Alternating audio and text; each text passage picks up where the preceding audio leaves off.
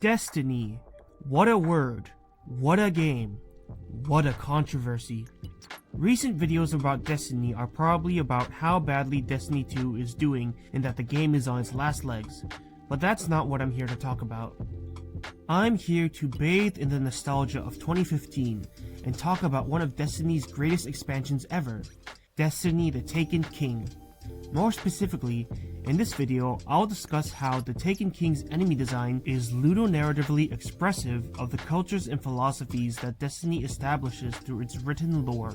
This is Meaning in Destiny the Taken King.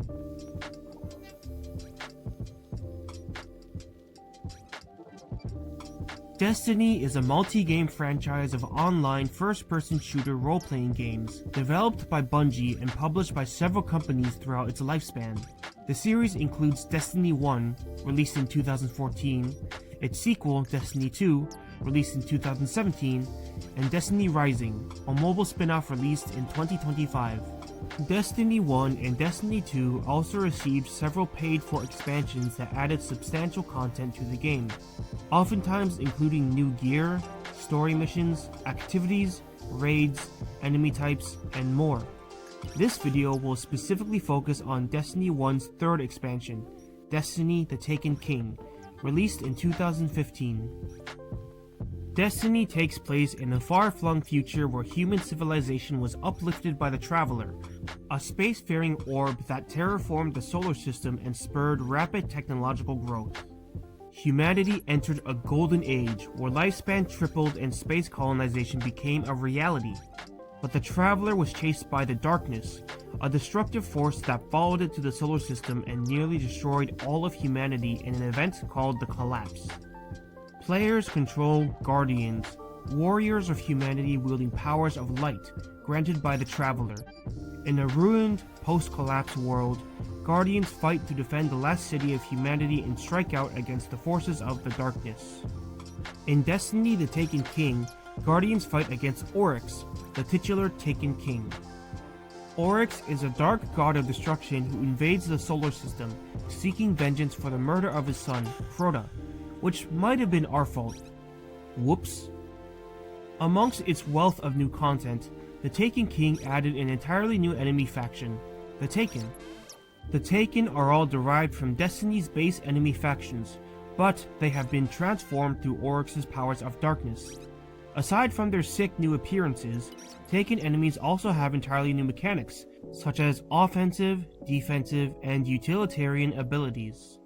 The Taken are narratively described as being perfected versions of their original selves.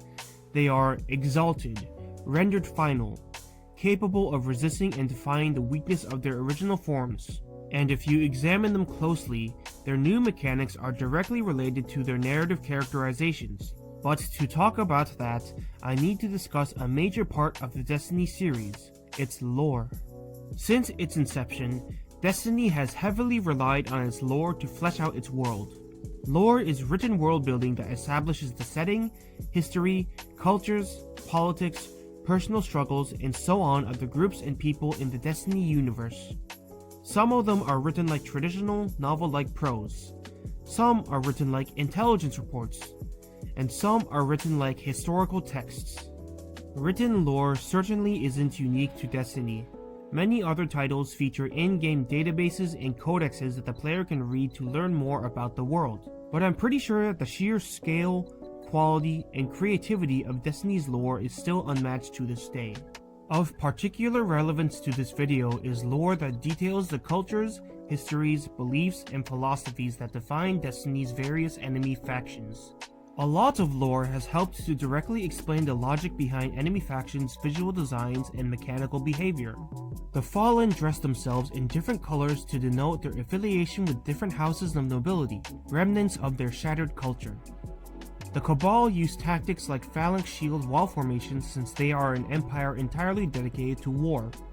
And the Hive are obsessed with using swords because they follow a philosophy called the Sword Logic. Throughout this video, I'll combine analysis of lore entries from Destiny 1 and 2 with analysis of Taken enemies' in-game behavior to illustrate how enemy design in the Taken King ludonarratively expresses the cultures and philosophies of Destiny's enemy factions and the Darkness. I want this to be a shorter video, so I'm not going to discuss every enemy type added in the Taken King. I'll just focus on the ones I find the most interesting. Also, I'll cite what specific lore books and chapters I reference when talking about certain things, and you can find an archive of lore on Destinypedia. Let's start with the Fallen. The Fallen are an insectoid race who, like humanity, were previously uplifted by the Traveler and subsequently annihilated by the Darkness. While their culture was previously great and gentle, proud of its arts like cloth weaving, the desperation born in the wake of their near extermination transformed them into violent marauders. Their weavers no longer handled cloth, but the corpses of their shipmates. Mothers no longer taught their children with love and care, but with the brutality of a blade to the chest. Fallen society is defined by survival at all costs, no matter the cruelty that must be wrought or the losses that must be incurred. Vandals are the rank-and-file foot soldiers of the Fallen, underlings who are subject to the commands of the captains who lead them.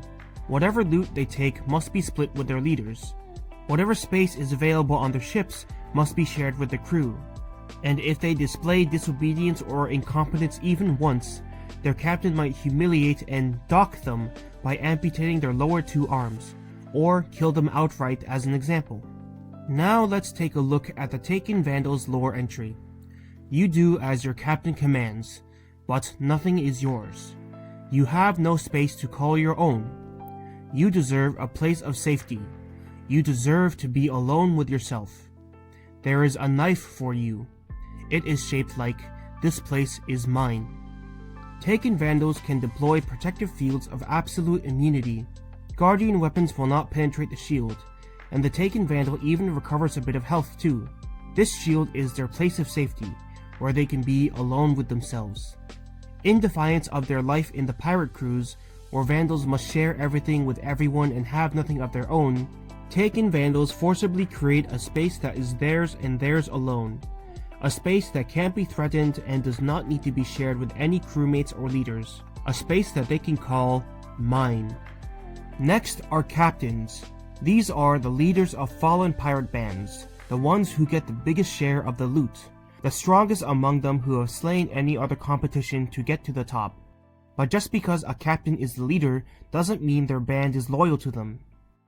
Fallen hierarchy is decided by shows of strength, so mutiny by underlings isn't unheard of. If a captain shows a single moment of weakness, they might find a knife in their back from a disgruntled subordinate, so they must always make a show of strength to dissuade potential overthrowers. The Taken Captain's lore entry reflects this. Everything that sees your banners and your riches wants to kill you and take what you have. If you cannot hide yourself, you must make them blind. There is a knife for you. It is shaped like, you cannot find me.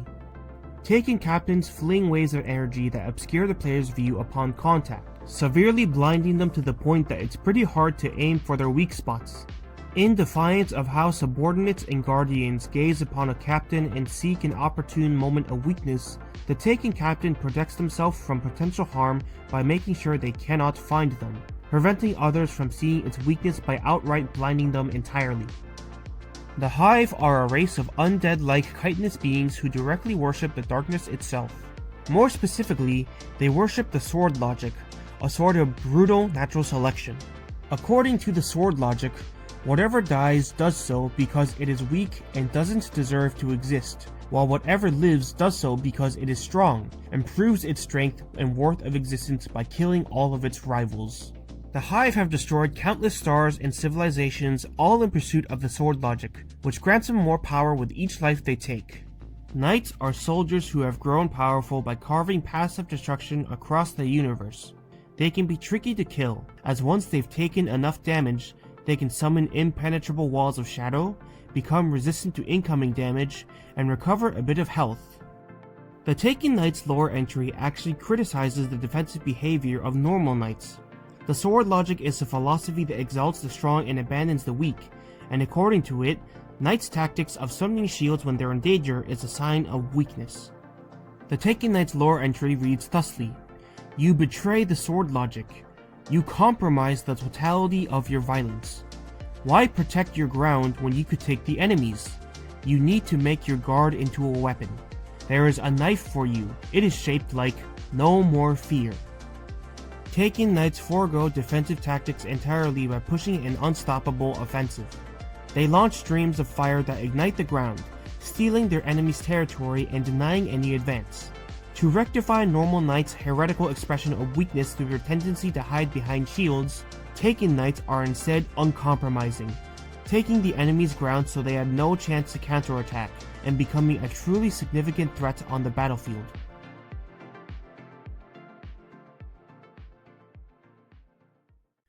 Destiny: The Taken King also added a new activity, the Court of Oryx, an arena in which players can summon challenging bosses and fight them for rewards. Each of these bosses have unique mechanics that require creative play to take them down, and upon reading these bosses' lore cards, it becomes clear that their unique mechanics are representative of their histories and personalities. First is Mangor and Kraadug?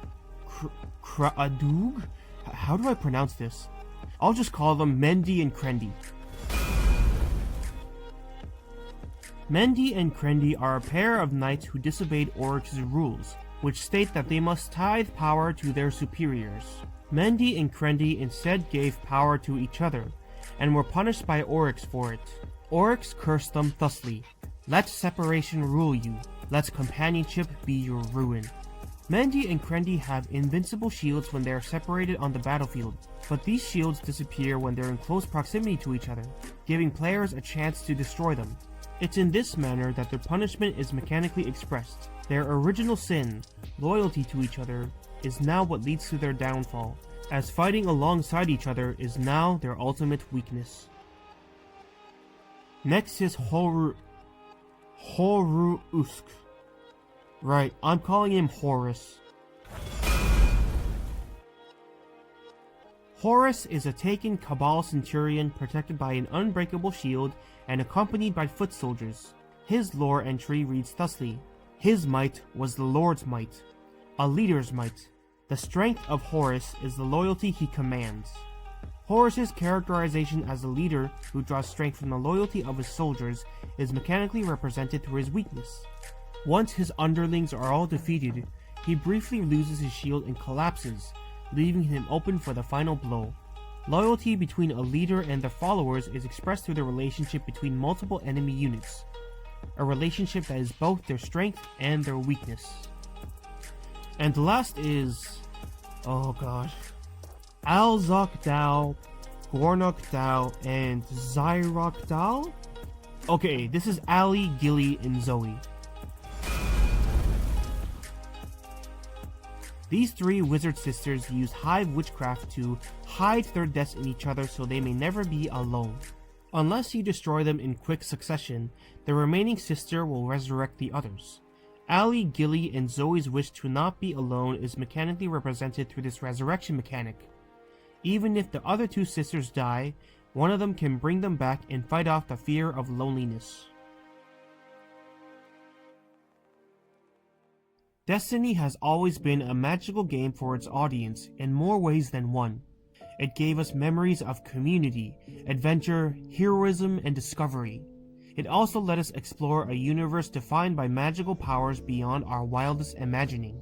11 years ago, The Taken King gave us enemies that used their lore entries' narrative characterization and in-game behavior to ludonarratively express the various cultures and philosophies of Destiny's enemy factions.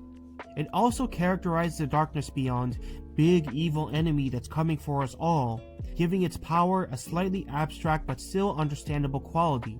It twists and transforms you, but also seems to make you stronger, lifting you to a new state of existence devoid of weakness and flaws. Destiny's story was always one of the light and darkness, powerful philosophies that were always difficult to put into words, and even more difficult to express through gameplay of shooting enemies with a gun. So the fact that The Taken managed to weave characterization of the Destiny universe's cultures and philosophies so beautifully with enemies' in-game behaviors is honestly really impressive. Destiny 2 is in a rough spot right now, and I don't know if I'll ever go back to it for a video on the Witch Queen or the final shape.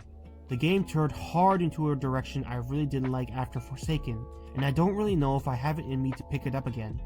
But I still return to Destiny 1, whose lonely destinations and the hordes of the Taken give me something I can't get in any other game, the feeling of fighting against the darkness to take back the universe. Thank you for watching.